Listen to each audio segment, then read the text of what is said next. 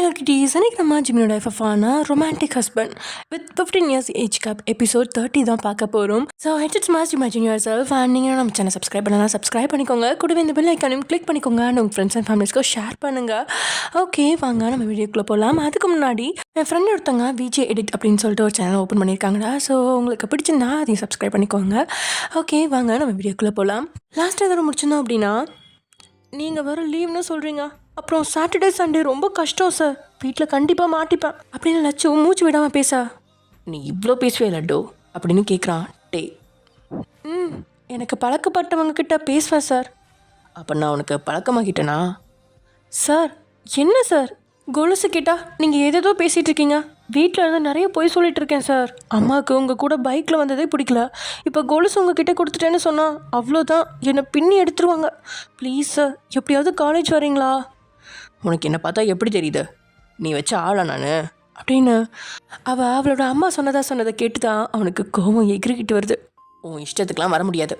Sir என்ன sir இப்படி சொன்னால் நான் என்ன பண்ணுவேன்? போய் உங்கள் அம்மா கிட்ட சொல்லு, சும்மா ஒன்றும் உன்னோட கொலுசை எடுத்து வைக்கல.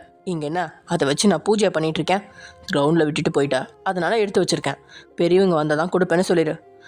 என்ன சார் இப்படி மாற்றி மாற்றி பேசுகிறீங்க? நேற்று என்ன சொன்னீங்க?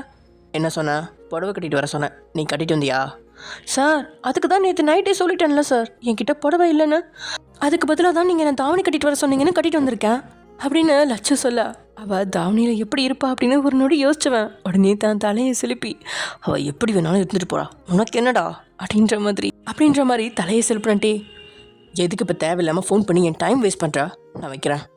சார் வச்சிடாதீங்க, உங்களை கெஞ்சி கேட்குறேன் சார், ப்ளீஸ் சார். ஏதாவது தப்பாக பேசியிருந்தால் மன்னிச்சிடுங்க சார். அந்த கொலுசு வாங்குறதுக்கு நான் என்ன தான் சார் பண்ணணும், அதை மட்டும் சொல்லுங்கள். இனிமேல் ஜென்மத்துக்கும் இந்த கொலுசு தொலைக்காமல் பத்திரமா வச்சுப்பேன் சார் அப்படின்னு லட்சு சொல்கிறா. உடனே தான் கையில் வச்சிருந்த கொலுசை எடுத்து தான் முகத்து மேலே போட்டுக்கிட்டவன் கண்களை மூடி அதோட வாசனையை முகந்தபடியே, அப்படின்னா உனக்கு கொலுசு வேணும்? ஆமாம், கண்டிப்பாக எனக்கு வேணும் சார். ஆனால் என்னால் இப்போ காலேஜ் வர முடியாது சார். நான் வேணா நீங்கள் சொல்கிற இடத்துக்கு வரேன், கொடுக்குறீங்களா சார்? அப்படியே கண்களை மூடி இருந்தவன் அவள் சொன்னதை கேட்டு பட்டுன்னு கண்ணை திறந்து, என்ன சொன்ன? இல்லை சார், உங்களுக்கு சிரமம் கொடுக்க வேணான்னு தான் சொல்கிறேன் சார்.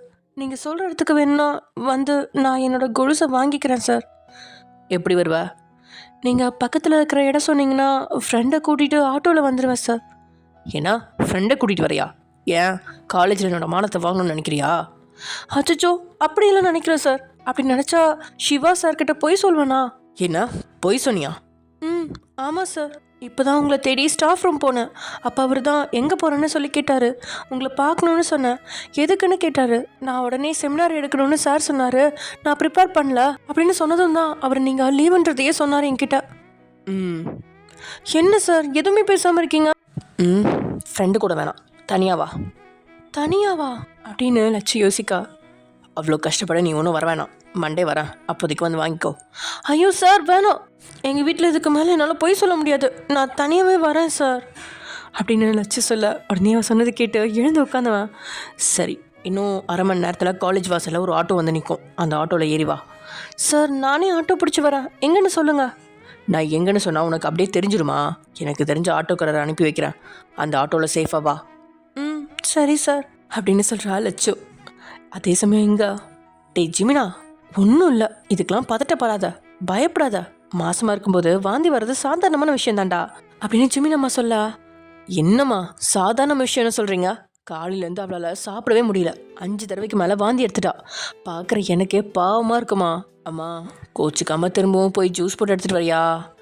நான் எடுத்துகிட்டு வந்து கொடுக்குறேன்டா, நீ எதுக்கு இந்த சின்ன விஷயத்துக்கெல்லாம் இப்படி பண்ணுறேன்னு தான் எனக்கு புரிய மாட்டேங்குது. வேலைக்கு கிளம்புனவன் அப்படியே உட்காந்துருக்க, அதுக்காக அவளை இப்படியே விட்டுட்டு போக சொல்கிறியாம்மா? டேய் அம்மா பார்த்துக்க மாட்டேனா? ஆயிரம்தான் இருந்தாலும் நான் பக்கத்தில் இருந்தால் அவளுக்கு கொஞ்சம் தைரியமாக இருக்கும்லம்மா.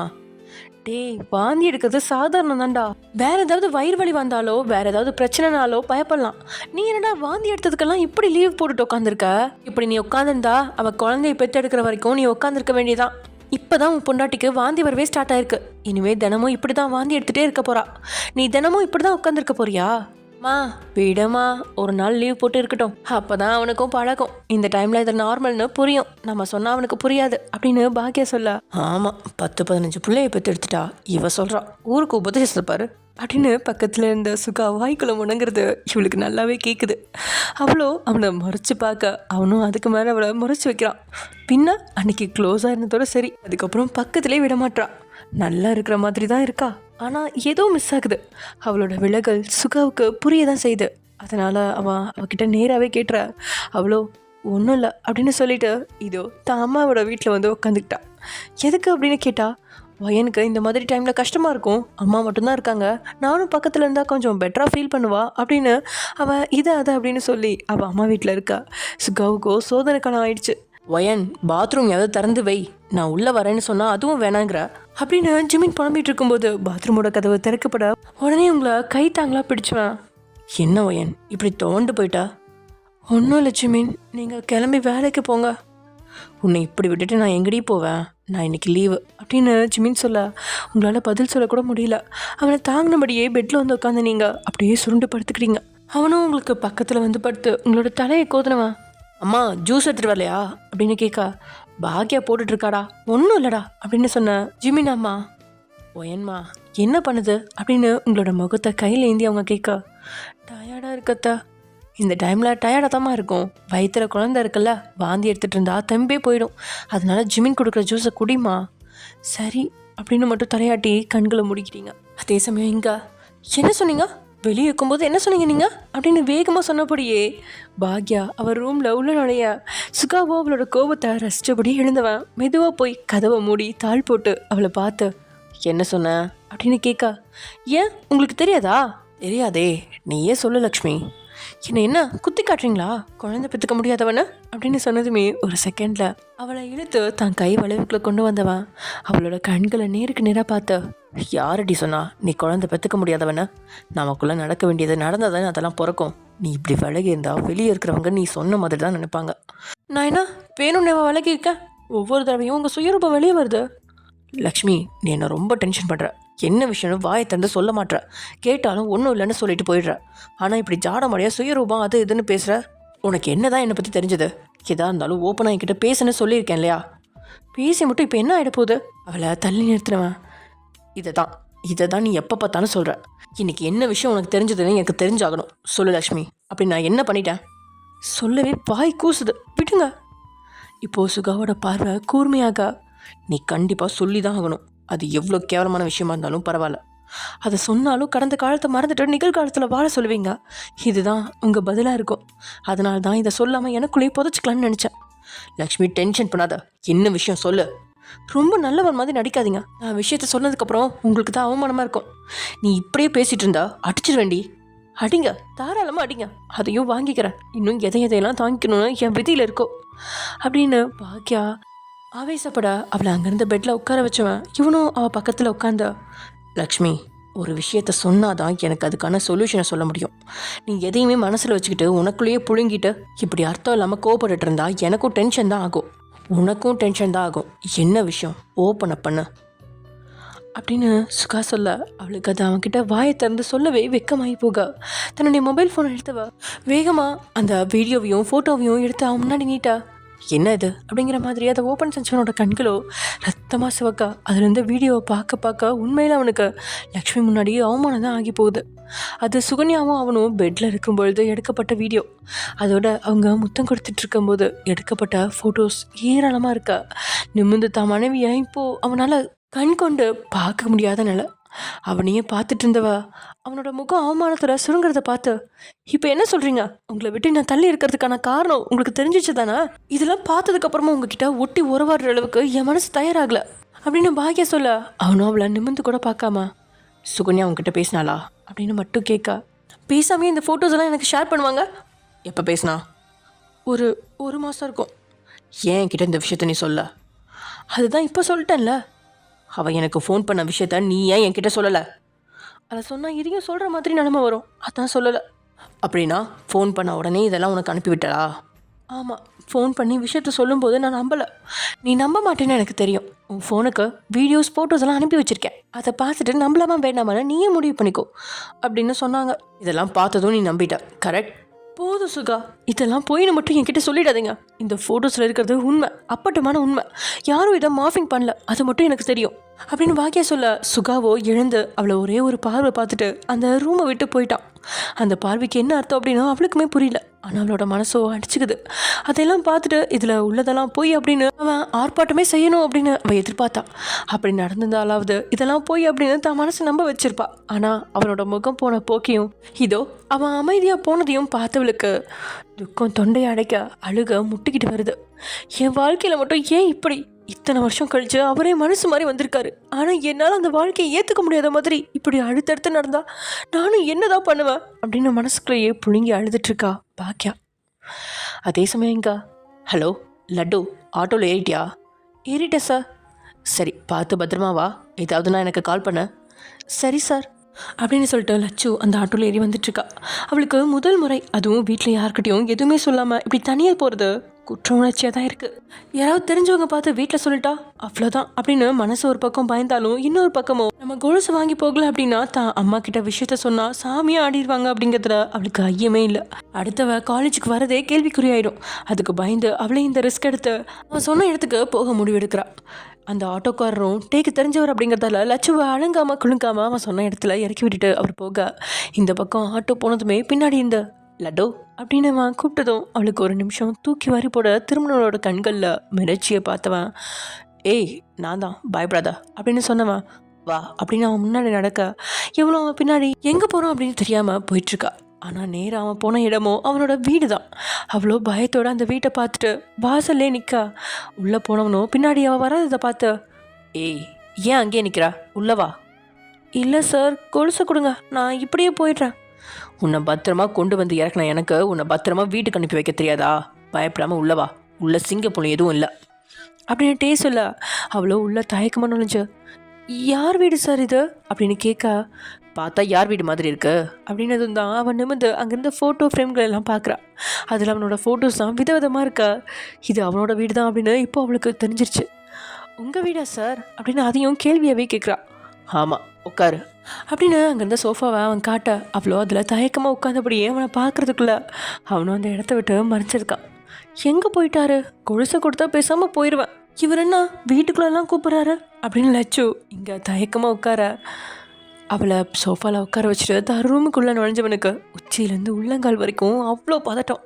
அவன் முன்னாடி டெரர் பீஸ் மாதிரி வெறப்பாக காட்டிக்கிட்டாலும் இதோ தான் ரூமுக்குள்ளே வந்து மூச்சு வாங்கி தான் பின்னந்தலையா தான் 2 கைகளால் அழுத்தி கோத்துனபடியே இருந்தவனுக்கு மூச்சு இன்னும் சீராக வந்த பாடல. அங்கேருந்த ஆள் உயிர கண்ணாடியில் தன்னை பார்த்தவனோ எல்லாமே சரியாக இருக்கா அப்படின்னு ஒரு முறை பார்த்துட்டு எப்பயும் போல உதட்ட கூச்சு தன்னுடைய மூச்சை இழுத்து விட்டவனுக்கு மறுபடியும் அவளை பார்க்குற தைரியம் தான் வரல.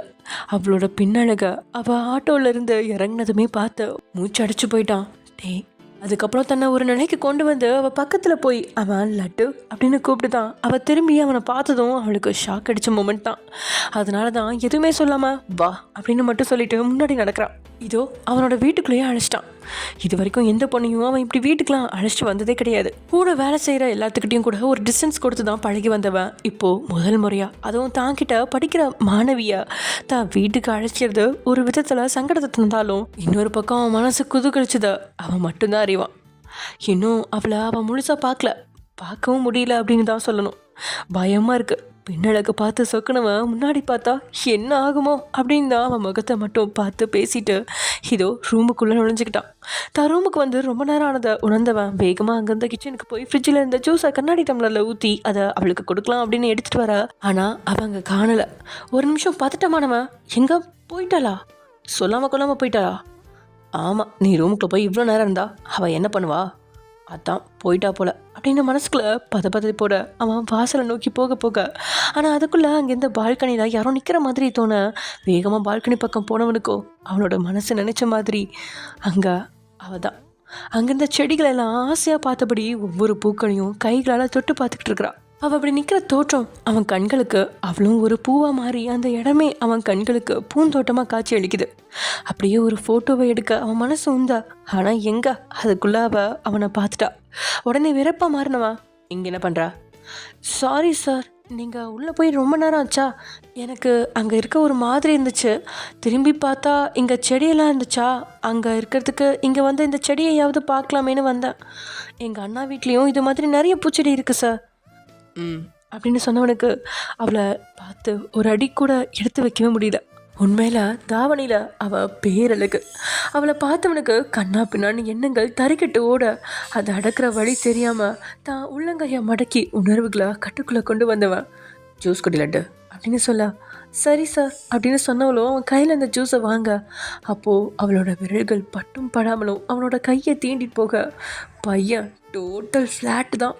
ஜூஸை கொடுத்த உடனே மறுபடியும் உள்ளே போயிடா. இவர் என்ன புசுக்குன்னு உள்ளே போயிடுறாரு அப்படின்னு ஜூஸை குடிச்சு முடிச்ச அந்த கண்ணாடி டம்ளரை எங்கே வைக்கிறது அப்படின்னு தெரியாமல் அவள் கையில் வச்சுக்கிட்டே அவனை தேட அவனும் வந்த பாடல. அப்புறம் இவளே சார் சார் அப்படின்னு கொஞ்சம் சத்தமாக கூப்பிட, அதுக்கப்புறம் வேகமாக தான் ரூம்லேருந்து வெளியே வந்தவன். சாரி ஒரு சின்ன வேலை, நீ கிளம்பு அப்படின்னு அவன் சொல்ல அவளுக்கு ஒன்றுமே புரியல. என்ன இவர் பாட்டுக்கு வர சொல்லிட்டு கொலுசு கொடுக்காம கிளம்புன்னு சொல்கிறாரு அப்படின்னு தனக்குள்ளே நினச்சவா. சார் கொலுசு ஆமாம்ல அப்படின்னு சொன்னவன். எடுத்துகிட்டு வரேன் அப்படின்னு தான் ரூமுக்குள்ளே நுழைஞ்சவனுக்கு அந்த கொலுசை எங்கே வச்சான் அப்படின்னு தான் தெரியல. அவள் வர வரைக்கும் அதை முகத்தில் போட்டு அப்படி இப்படின்னு கையில் தான் வச்சுருந்தான். அவள் வர்றா அப்படின்னு சொன்னதுமே உடனே எழுந்து வீட்டை சுத்தம் செய்ய ஆரம்பிச்சிட்டான். அவள் வரும்பொழுது வீடு நீட்டாக இருக்கணும் அப்படின்னு நினச்சதுல அவன் கொலுசை எங்கே வச்சான் அப்படின்னு தான் தெரியல. சார் சார் அப்படின்னு லட்சு மறுபடியும் கூப்பிடா. டென்ஷனில் உள்ளட்டே அவள் கொலுசை தேடிட்டு இருக்கா. இவன் வேற கத்த வெளியில யாருக்கும் கேட்டுருமோ அப்படின்னு பதட்டமானவன் தான் ரூம்லேருந்து வெளியே வந்து, இப்போ எதுக்கு நீ கத்திட்டு இருக்கா அப்படின்னு அவனும் டென்ஷனில் கத்தா. சாரி சார், நீங்கள் உள்ளே போய் ரொம்ப நேரமாக இருக்கீங்களா, அதான் கேட்டேன். உன்னோட தான் தேடிட்டு இருக்கேன், எங்கே வச்சேன்னு தெரில, கொஞ்சம் வெயிட் பண்ண. சார் என்ன? இல்லை ஒன்றும் இல்லை சார். சரி அப்படின்னு உள்ளே போக போக அவன் மறுபடியும் சார் அப்படின்னு கூப்பிட்டா. என்ன அப்படின்ட்டே கொஞ்சம் கடுப்பாக்கா. வேணும்னா நானும் வந்து தேடட்டுமா சார் அப்படின்னு அவன் சொன்னதும் உண்மையில் ஷாக்காகுது இவன் முறையாயிடுச்சு. அவன் எதுவுமே சொல்லாமல் இருக்கா. இல்லை சார், நீங்கள் டென்ஷனில் தேடிட்டு இருக்கீங்க, ஒரு வேளை என் கண்ணில் மாட்டினாலும் மாட்டலாம் இல்லையா சார், உங்களுக்கு பிடிக்கலைன்னா வேணாம் சார் அப்படின்னு லட்சு சொல்ல அவளையே கூர்ந்து பார்த்தவனும் சரி வா அப்படின்னு உள்ள அழைக்கா. அவ்வளோ அவன் ரூம்குள்ளே நுழைஞ்சவளுக்கு ஒரு கூச்சம் இருக்க தான் செய்யுது. அதுவும் பொண்ணா ஒரு ஆண் தங்குற ரூமில் இவன் நுழைஞ்சா எப்படி இருக்கும், அதுவும் இவன் மட்டும் இருக்கிற ரூம். தயக்கமாக உள்ளே நுழைஞ்சவ அவனை பார்க்க அவனும் பெட்ரூம் கடியில் டேபிள் கடியில் அப்படின்னு ஒவ்வொன்றா தேடிக்கிட்டே இருக்கான். அவள் அப்படியே நிற்கிறத நிமிர்ந்து பார்த்தவன், எதுக்கு வந்தா, அப்படியே சிலையாட நிற்கிறா, தேடு அப்படின்னு அவன் உரிமையாக சொல்ல அவளும் சரின்னு தன்னுடைய ஹேண்ட்பேக்கை கழட்டி அங்கேருந்த சேரில் வச்சுட்டு அவளும் தேட ஆரம்பிச்சிட்டா. அவங்க ரெண்டு பேருமே இங்கே பம்பரமாக சொல்லிட்டு தேடிட்டு இருக்கும்போதே, டேய் டேய் எங்கடா இருக்க, நீ கொடுத்த புக்கை ஃபுல்லாக படிச்சிட்டேன்டா, உண்மையாகவே நீ சொன்ன மாதிரி, அட நான் இவ்வளோ பேசிகிட்டு இருக்கேன், உள்ளே என்ன பண்ணுற அப்படின்ற குரல் கேட்டதுமே ரெண்டு பேரும் அவங்கவுங்க தேடிக்கிட்டு இருந்த இடத்துலேருந்து எழுந்து ஒருத்தர் அதிர்ந்து பார்த்துக்க. அடுத்து வெளியே இருந்த நபர் சொன்னதை கேட்டு ரெண்டு பேருக்கும் இதையும் வெளியே வந்து விழுந்துற அளவுக்கு தான் இருக்குது. ஆமாம், எங்கடா இருக்க, பெட்ரூமில் இருக்கியா, இதோ வரேன் அப்படின்னு அவனுடைய ரூமை நோக்கி வர்றது நல்லாவே தெரியுது. அவனுக்கும் என்ன செய்கிறது அப்படின்னு தெரியல. கண்டிப்பாக ஒரு பொண்ணு கூட தன்னை இப்படி தான் ரூமில் பார்த்தா யாராக இருந்தாலும் தப்பாக தான் நினைப்பாங்க, அதில் மாற்றமே இல்லை அப்படின்னு நினச்சவன் வேகமாக அவளை கையை பிடிச்ச இழுத்து அந்த ரூமில் இருந்தா பாத்ரூமில் தள்ளி கதவை சாத்த. சரியாக அவன் கதவை சாத்தினதும் அவர் உள்ளே நுழைஞ்சிருந்தார். சமாளிப்பு புன்னகையோட, வாங்க அங்கிள், உள்ள பாத்ரூம் போயிருந்தேன் அப்படின்னு அவன் ஒரு விதமாக சொல்லி சமாளிக்கா. அப்படியா, சரிடா கண்ணா, ரொம்ப அருமையான புத்தகம், ஒவ்வொன்றும் ஒவ்வொரு கருத்துக்களை வச்சு என்னை ரொம்பவே இம்ப்ரெஸ் பண்ணிடுச்சுடா, இதே மாதிரி 5 புத்தகம் தாடா. அங்கிள் சரி நானே எடுத்துக்கிறேன், எங்கே உன்னோட புத்தக அலமாரி அப்படின்னு அந்த பெரியவர் கேட்க அவனும் தயங்கினபடியே அவன் ரூமில் இருந்த அலமாரியை காட்ட இவரே தேடி தேடி புத்தகங்களை எடுத்து வர. 5க்கு 8ஆவே எடுத்துக்கிட்டேன்டா, பயப்படாத, திரும்ப கொடுத்துருவேன். ரிட்டையர்ட் ஆனதுலேருந்து வீட்டில் சும்மா இருக்கேனா, எதையோ யோசிக்க தோணுதுடா. இந்த புக்கு படிக்க ஆரம்பிச்சதுலேருந்து வீட்டில் சண்டையே கம்மியாயிடுச்சுன்னா பார்த்துக்கோவேன். அதனால் இந்த புக்கு ரொம்ப முக்கியம் இந்த கிழவனுக்கு. இனிமேல் வெளியே எங்கேயாவது புக் ஷாப்பிங் போனால் என்னையும் கூட்டிகிட்டு போ. சரிங்க அங்கிள். என்ன ஆச்சு, ஒரு மாதிரி இருக்கிற மாதிரி இருக்கு? ஒன்றும் இல்லை அங்கிள், இன்னைக்கு கல்ச்சுரல்ஸ் வேலை இருந்துச்சு, அதான் வீட்டிலேருந்தே அதை பார்த்துட்ருக்கேன். ஓ அப்படியா, சரி சரி, நீ உன் வேலையை பாரு, நான் வந்து உன்னை டிஸ்டர்ப் பண்ணிகிட்ருக்கேன். அப்படிலாம் எதுவும் இல்லை அங்கிள் அப்படின்னு சமாளிப்பாக சொன்னவன் அவரை ஒரு வழியாக வெளியே அனுப்பி வச்சுட்டு அமைதியாக தான் ரூமில் உள்ள நுழைஞ்சவன் பாத்ரூமோட கதவை திறக்க உள்ள அவன் பார்த்த காட்சி அவனை திகைக்க வைக்குது. ஆமாம், ஷவரில் இருந்த தண்ணி அருவி மாதிரி கொட்டிக்கிட்டு இருக்கா. இவளுக்கோ அந்த ஷவரை மூடுற வழி தெரியல. என்ன இவளுக்கு ஷவரை கூட மூடது இல்லையா அப்படிங்கிற மாதிரி மனதில் நினச்சவன் வேகமாக அவள் பக்கத்தில் வந்து ஷவரை மூட பார்க்க அதுவோ கையோடு வந்துருச்சு. அவன் அதிர்ச்சியா லட்சுவை பார்க்க அவள் ஏற்கனவே நனைஞ்சுதான் இருக்கா. இப்போது இவனும் சேர்ந்து நனைஞ்சு 2 பேரும் தொப்பலா ஒருத்தரை பார்க்க, சாரி சார், நீங்கள் என்னை உள்ளே தள்ளினதும் நான் கீழே விழுந்துட்டேன். சரி, கையை கழுவலாமே நான் இந்த பைப்பை ஓப்பன் பண்ணேன், ஆனால் இதை மூடவே முடியல, தண்ணி அதிகம் வந்துட்டே இருக்கு. ஓ மை காட், எல்லாம் பிடுங்கிருச்சு. சார், இப்போ என்ன பண்ணுறது? சரி, நீ வெளியில் நில்லு அப்படின்னு சொன்னவன், வேணாம் போனவர் திரும்ப வந்தாலும் வந்துடுவார் அப்படின்னு சொன்னபடியே அவளை உள்ளே நிறுத்திட்டு இவன் மறுபடியும் அந்த பைப்பை எடுத்து சரி செய்ய போறாடா. சாரி சார் அப்படின்னு வேற பதட்டத்தில் நொடிக்க ஒரு முறை சாரி சொல்லிக்கிட்டே இருக்கா. ஒரு கட்டத்தில் கடுப்பானவன், ஏய் வாயை மூடு அப்படின்னு கத்தியேட்டான். அவன் கத்துனதும் இவ பயந்து தொப்பலாம் நனைஞ்சதால நடுங்கினபடி தான் 2 கைகளையும் முன்னாடி வச்சு அவன் நின்றுட்டு இருக்க. தவற சரி செய்யறதுலே குறியா இருந்தவன் பக்கத்தில் நின்றவளை அதுக்கப்புறம் தான் பார்க்குறான். அவர் திரும்பி வந்துட்டா பிரச்சனை தான் அப்படின்னு நினச்சவனும் அந்த பைப்பை மொத்தமாக பிடுங்கி பைப்புக்கு மாற்றா அதனோட லாக்கை எடுத்து மாட்டி விட்டுட்டு இதை அப்புறம் சரி செஞ்சுக்கலாம் அப்படின்னு திரும்பினவன் அவளை பார்த்து ஒரு பக்கம் மூச்சு அடைச்சாலும் மறுபுறம் பயமும் சேர்ந்துருக்கு. தேவையில்லாமல் இவளை வீட்டுக்கு கூட்டிட்டு வந்துட்டோமோ, எல்லாத்துக்கும் இவன் இங்கே இருக்கிறது தெரிஞ்சால் மானமே போயிடும். ஏதோ ஒரு பொண்ணு அப்படின்னா கூட ஒன்றும் சொல்ல மாட்டாங்க. அதுவும் தன்னுடைய மாணவி அப்படின்னு தெரிஞ்சா அவ்வளோதான், இந்த உலகத்தில் தன்னை தலை நிமிந்து வாழக்கூட விட மாட்டாங்க அப்படிங்கிற உண்மை உரைக்க அவளோட கையை பிடிச்சி வெளியே அழைச்சிட்டு வந்தவன் வேகமாக தன்னோட அலமாரியிலேருந்து ட்ரெஸ் எல்லாம் எடுத்து, கமான் குயிக், இந்த ட்ரெஸ்ஸை போடு அப்படின்னு நம்ம பார்த்துட்டோமா சொல்ல, அவ்வளோ அவனையும் அந்த ட்ரெஸ்ஸையும் மாறி மாறி பார்த்தபடியே புரியாமல் அவனை பார்க்குறா. ஓ காட், என்ன மரமண்ட மாதிரி அப்படியே நிற்கிறா, இப்படியே போவியா, ட்ரெஸ்ஸை கழட்டு அப்படின்னுட்டே கத்த. அந்த நேரம்னு பார்த்து அவளோட பெண்மை விழுத்துக்க, சார் எப்படி நீங்கள் இருக்கும்போது? Oh my God you idiot, அதுக்கெல்லாம் டைம் இல்லை அப்படின்னு சொன்னவனும் அவள் பக்கத்தில் நெருங்கி அவளோட தாவணி மேலே கையை வைக்க, சார் என்ன பண்ணுறீங்க அப்படின்னு அவனுடைய கையை அணிச்சை செயலாக தட்டிவிட.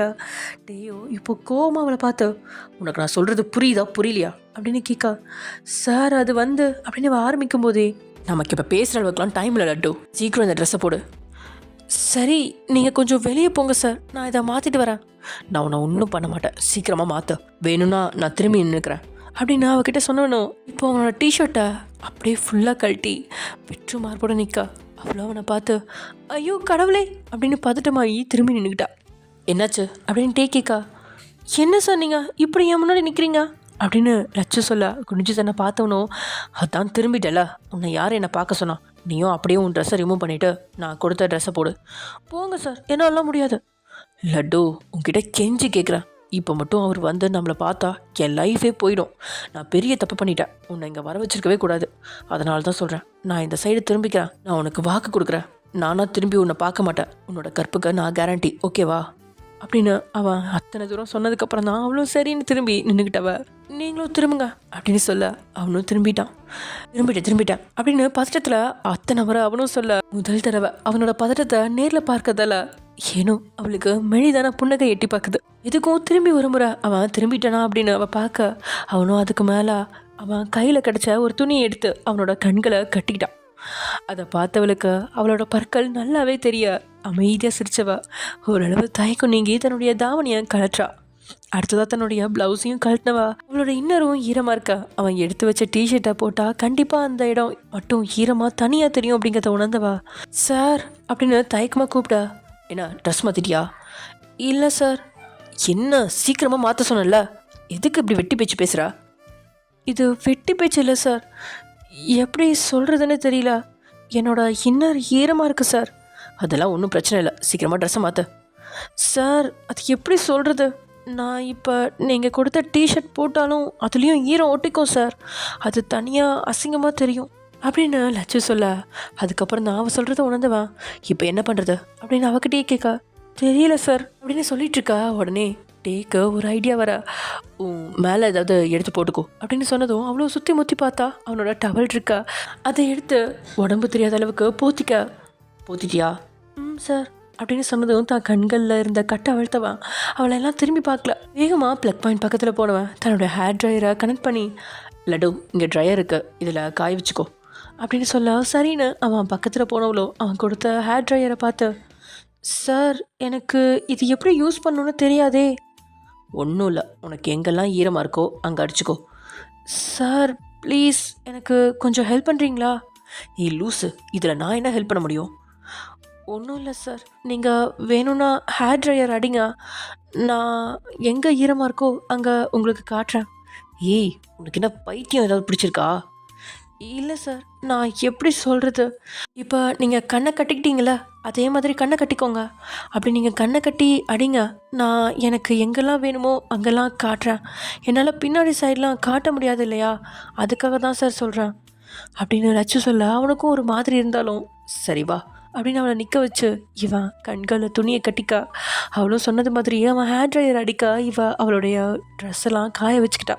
அப்பாடா அப்படின்னு பெருமூச்சு விட்டுக்கிட்டோனோ கண்ணில் இருக்க துணியை கழட்டாமலே அவ்வளோதான், சீக்கிரம் ரெடியாகு அப்படின்னு ப்ளக் பாயிண்ட்ல இருந்து ஹேர் ட்ரையர் அப்படியே கழட்டி அதை சுற்றிக்கிட்டு இருக்கா. அவளும் சரின்னு அவன் இடத்துல இருந்து ஒரு அடி எடுத்து வைக்க போக திடீர்னு எங்கேருந்து தான் அப்படி ஒரு இடி வந்துச்சோ, அந்த வீடை இடிஞ்சு தலையில் விழுகிற மாதிரி அப்படி ஒரு சத்தம். பட்டுன்னு அந்த ரூமில் இருந்த கரண்ட்டும் போயிடா. திடீர்னு நடந்த அந்த தாக்குதலில் டேயோ ஒரு நொடி ஜர்க்கானா அப்படின்னா எந்த குணம் கொண்ட லட்சம்லாம் ஏமாத்திரம். அவளோ அம்மா அப்படின்னு அலறவளோட எதிரில் இருந்து அவனை ஓடி போய் பின்னாடி அணைச்சிக்கிட்டா. எதை பற்றியும் யோசிக்கல. ஆனால் இங்கே டேக்கு தான் இது முன்முனை தாக்குதல் மாதிரி ஆயிடுச்சு. திடீர்னு இடித்த இடி சத்தம், அதில் ரூமில் இருந்து கரண்ட்டும் போயிடுச்சு. ரூமே கருகும்னு இருட்டா காட்சி அளிக்கா. இதில் அவன் எதிர்பார்க்காத மாதிரி இவன் வேற அவன் பின்னாடி அப்படி ஒரு குளத்தில் அணைக்க அவனோட உடல் முழுதும் வெறப்பாகி உணர்வுகளை கட்டுக்குள்ளே கொண்டு வர தான் விரல்களை மடக்கி உள்ளங்கையை கட்டிக்கிட்டு அப்படியே நிற்க லட்சுவும் நகர்ந்த பாடல. அவன் கண்களை இறுக்கி மூடிக்கா. கொஞ்ச நேரம் போனதுக்கப்புறம் லட்டு அப்படின்னு அவன் கூப்பிட அவ அப்படின்னு மட்டும் சொல்கிறா. என்ன பண்ணிட்டு இருக்கன்னு தெரியுதா அப்படின்னு அவன் குரலில் ரொம்பவே கஷ்டப்பட்டு வரவழைச்சு பேச, சாரி சார், ஆனால் எனக்கு கொஞ்சம் பயமாக இருக்குது, ப்ளீஸ் கொஞ்ச நேரம் இப்படியே இருந்துக்கிறேனே. பைத்தியம் உனக்கு, தள்ளிப்போ. ரொம்ப இருட்டாக இருக்குது சார், ப்ளீஸ். நீ தள்ளி போனால் தான் என்னால் என் ஃபோன் எடுத்து லைட் ஆன் பண்ண முடியும். சார் நான் இப்படியே இருக்கேன், நீங்கள் தேடுங்க. லட்டு, எனக்கும் ஓரளவுக்கு தான் பொறுமை இருக்கும். அப்புறம் உன்னை அடிச்சிட்டேன்னா என்னை கேட்கக்கூடாது. என்னை அடிங்க, என்ன வேணால் செஞ்சுக்கோங்க சார், ஆனால் தள்ளி மட்டும் போக சொல்லாதீங்க ப்ளீஸ். இவ தெரிஞ்சு தான் பண்ணுறாளா இல்லை தெரியாமல் பண்ணுறாளா அப்படின்னு தனக்குள்ளே குழம்புன்னு உனக்கு உணர்வுகளை அடக்கிறது அவ்வளோ சுலபமாக தெரியல. தனக்கு தான் இப்படி இருக்கா, அவள் என்ன அப்படியே நிற்கிறா, அவளுக்கு ஒன்றுமே தோணலையா அப்படின்னு அவன் நினச்சிட்ருக்கா. அவளுக்குள்ளேயும் ஹார்மோன்கள் எக்கு தப்பாக தான் ஓடிட்டுருக்கு. ஆனால் அதையெல்லாம் மீறி அவளுடைய பயம் அதிகமாக இருக்கா.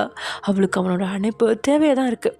நடந்துட்டுருக்க விபரீதம் எதுவுமே புரியாமல் இவன் நின்றுட்டுருக்கா அப்படிங்கிறது மட்டும் அவனுக்கு தெளிவாக புரியா. இது எல்லாத்துக்கும் காரணம் தான் ஒருத்த மட்டும்தான் அப்படிங்கிறதும் அவனுக்கு விளங்குது.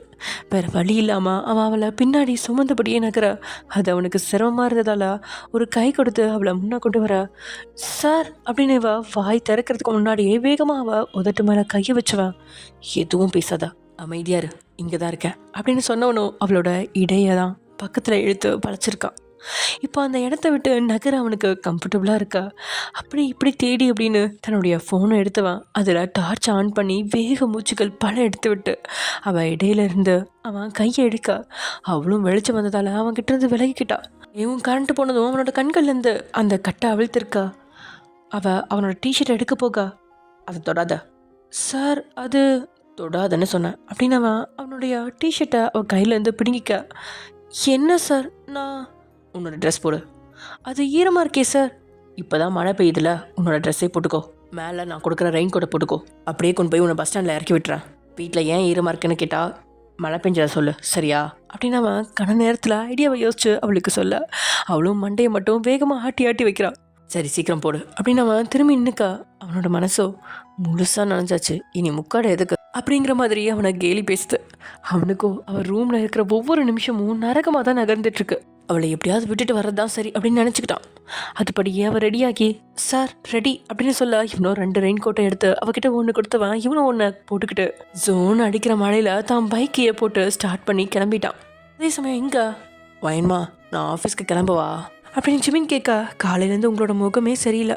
ஆனால் இவன் கேட்டதுக்கு சரி அப்படின்னு நீங்கள் தலையாட்ட, ஏதாவது வேணுமாடி, என்கிட்ட ஏதாவது சொல்லணுமா அப்படின்னு ஜிமின் கேட்க, அவனை பார்த்த நீங்களோ ரொம்பவே தயங்கி, நீங்கள் கோவப்படலைன்னா என்னை எங்கள் வீட்டில் கொண்டு போய் விடுறீங்களா ஜிமின் அப்படின்னு கேட்குறீங்க. அதை நீங்கள் சொல்லும்பொழுதே அவனுக்கு சுருன்னு கோவம் ஏறிடுச்சு.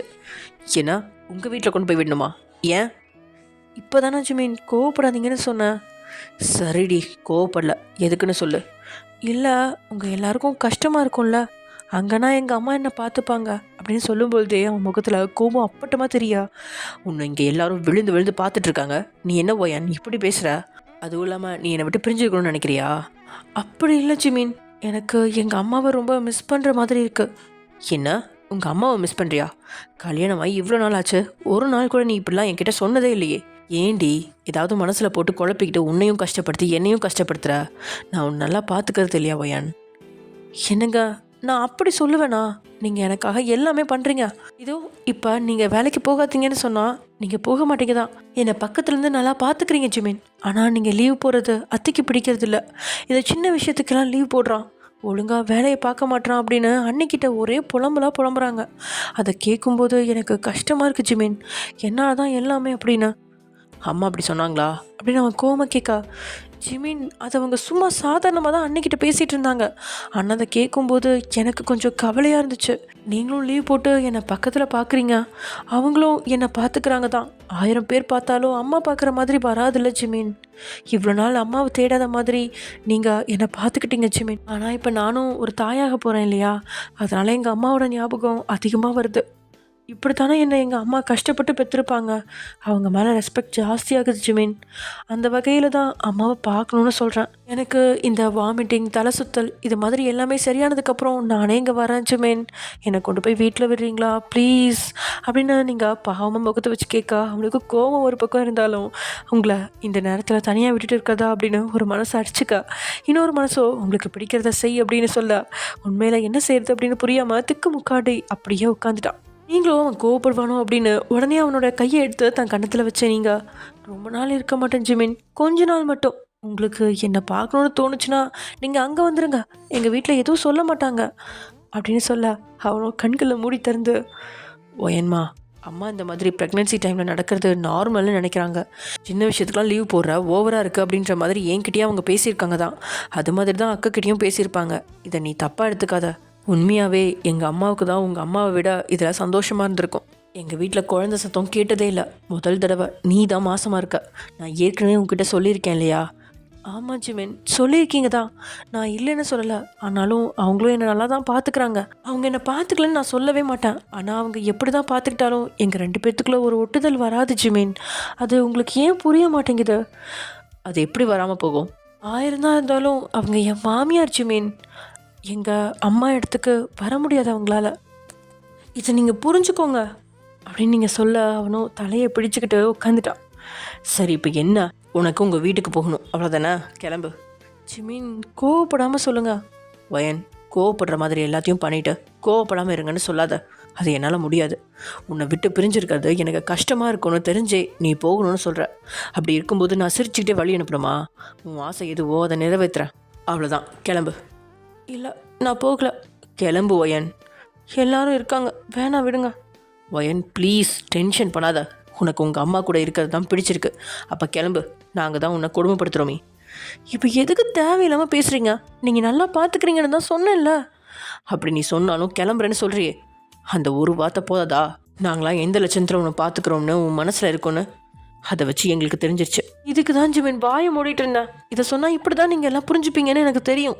ஒரு அண்டர்ஸ்டாண்டிங்கே உங்களுக்கு கிடையாது ஜிமின். என்ன, எனக்கு அண்டர்ஸ்டாண்டிங் இல்லைன்னு சொல்கிறியா? நீ தாண்டி புரிஞ்சுக்க மாட்ற.